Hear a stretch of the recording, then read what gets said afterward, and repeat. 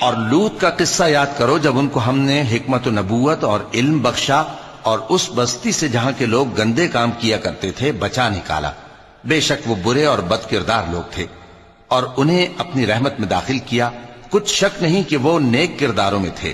اور نوح کا قصہ بھی یاد کرو جب اس سے پیشتر انہوں نے ہمیں پکارا تو ہم نے ان کی دعا قبول فرمائی اور ان کو اور ان کے ساتھیوں کو بڑی گھبراہٹ سے نجات دی. اور جو لوگ ہماری آیتوں کی تکذیب کرتے تھے ان پر نصرت بخشی. وہ بے شک برے لوگ تھے سو ہم نے ان سب کو غرق کر دیا.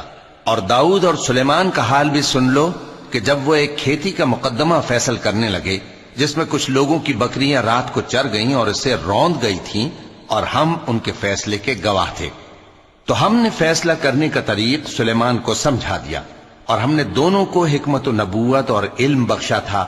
اور ہم نے پہاڑوں کو داؤد کا مسخر کر دیا تھا کہ ان کے ساتھ تسبیح کرتے تھے اور پرندوں کو بھی مسخر کر دیا تھا اور ہم ہی ایسا کرنے والے تھے.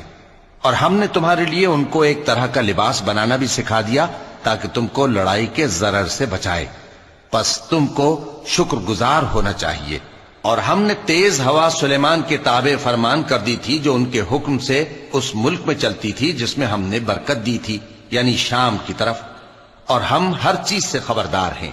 اور بڑے بڑے جنات کو بھی ان کے تابع کر دیا تھا کہ ان میں سے بعض ان کے لیے غوطہ خوری کرتے تھے اور اس کے علاوہ اور کام بھی کرتے تھے اور ہم ان کے نگہبان تھے.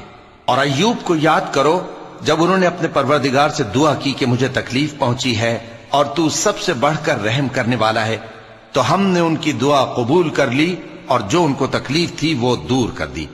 اور ان کو بال بچے بھی عطا فرمائے اور اپنی مہربانی سے ان کے ساتھ اتنے ہی اور بخشے. اور عبادت کرنے والوں کے لیے یہ نصیحت ہے. اور اسماعیل اور ادریس اور ذوالکفل کو بھی یاد کرو یہ سب صبر کرنے والے تھے اور ہم نے ان کو اپنی رحمت میں داخل کیا. بلا شبہ وہ نیکوکار تھے. اور مچھلی والے پیغمبر یعنی یونس کو یاد کرو جب وہ اپنی قوم سے ناراض ہو کر غصے کی حالت میں چل دیے اور خیال کیا کہ ہم ان پر گرفت نہیں کریں گے مگر پھر اندھیروں میں اللہ کو پکارنے لگے کہ تیرے سوا کوئی معبود نہیں, تو پاک ہے اور بے شک میں قصوروار ہوں. تو ہم نے ان کی دعا قبول کر لی اور ان کو غم سے نجات بخشی. اور ایمان والوں کو ہم اسی طرح نجات دیا کرتے ہیں.